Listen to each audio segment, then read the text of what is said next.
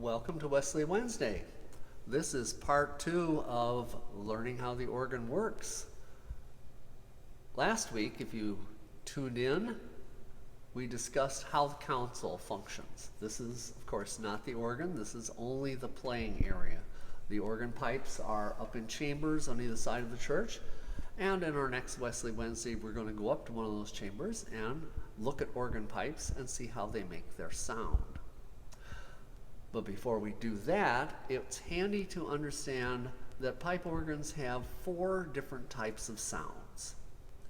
We may look at all the different stops, but they all revolve around 4 basic types of sounds, and that's because there are 4 different kinds of pipe shapes that produce them. The sound that most people think of when they think of the pipe organ is something which is rather large and grandiose, and that is usually produced by the family of organ pipes called the diapasons. And they are the foundation of every instrument. This organ has 6 different diapason stops, and I'm going to quickly illustrate them so you can learn a little bit in your ear about what they sound like. Once again, I'll return to the principal keyboard of the organ, which is called the great keyboard, because that's where the main diapasons of the organ are to be found. And there are 3 diapason stops on the great. The principal one, which says diapason on it, and this is what it sounds like.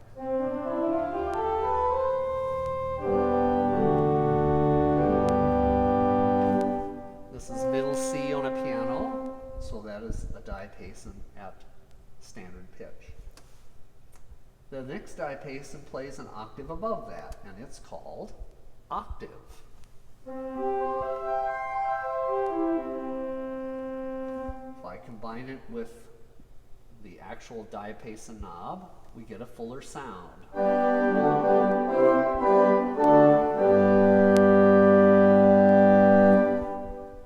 Now, before I do the last one, I want to introduce a couple of other diapasons. There's a diapason on the top keyboard.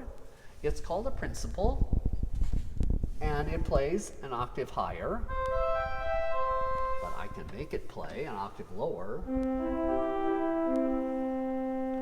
So we have a diapason here, and a diapason here.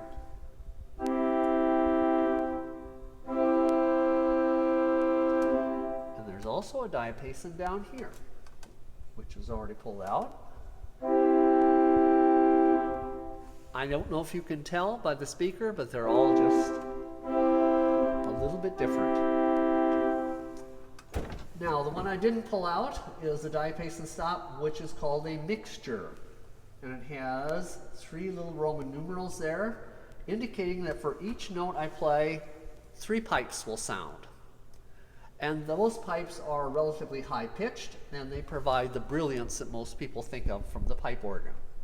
And once again, I'll go back to middle C.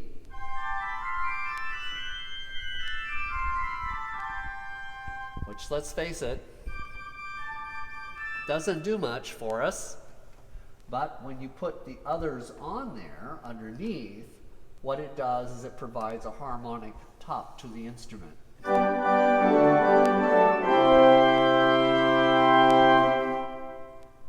There's a mixture on the top keyboard as well, and it's higher pitched than the mixture down here.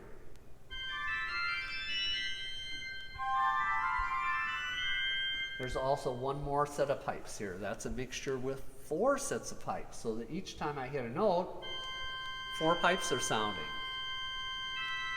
8 pipes are sounding, and we're up to the next group. Now, what that does is creates 2 different contrasting choruses for our organ.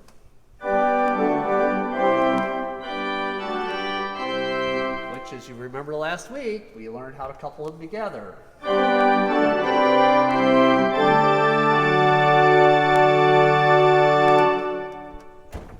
The second group of sounds for the pipe organ are the flutes.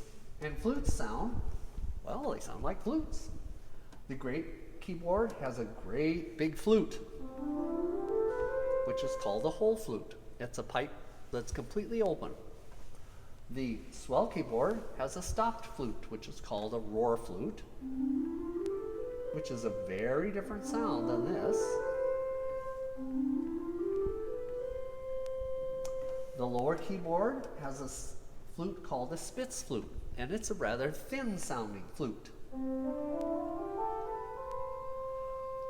So there are three principal flutes, rather large, stopped, and a taper. There's one more flute that's on the choir, and it's an open flute called a nocturne.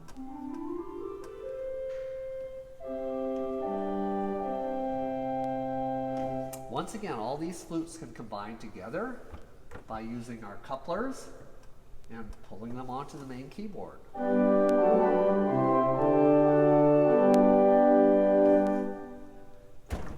A third group, which we have on this instrument, are the strings. Now, they don't sound like a violin, but they are made to kind of imitate the sound of a violin. The top keyboard has a string called a viola da gamba, which of course is a classic string instrument. And these pipes are very narrow. There's a very soft set of strings down here. Matter of fact, this is the softest set of pipes in the organ, and they're called the dulciana.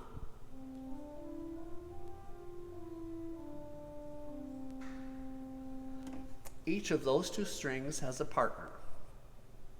And the partner string is tuned differently. Here's the partner string for the top, and the partner string for the bottom. So you say, well, they all sound the same. Well, not quite. Here's our viola da gamba, and here's our partner string called the celeste. And you will hear that they're not in tune, and that's the way they were designed to play, so that in chords,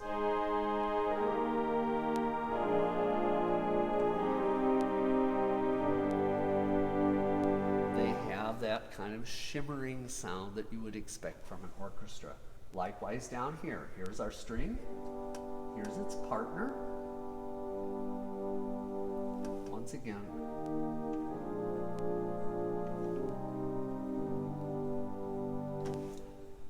Lastly, this organ has reed stops. And reed stops are what you think of when you might think of a reed instrument like an oboe or a bassoon or something, or a harmonica, which makes it sound by a little reed that vibrates back and forth when you blow into the instrument. And there are three reeds here. We have a clarinet reed down here.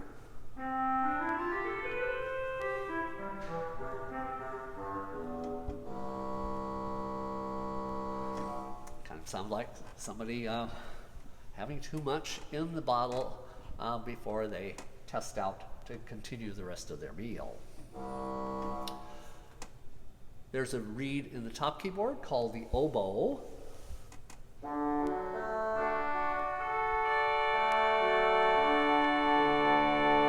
Once again, it's very different.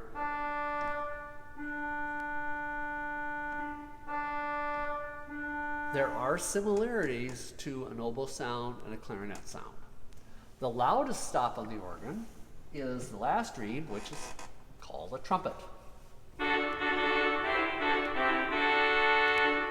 And of course, once again, it sounds very different than the oboe. There's our trumpet, here's our oboe, and here's our clarinet. So those are the basic families. We have diapasons, flutes, strings, and reeds. And from these families come, in combination or by themselves, the tones of the complete instrument. Next week, we're going to go upstairs, and I'll show you some of these pipes and explain to you how they work and get a chance to see them. Once again, thanks for coming to Wesley Wednesday.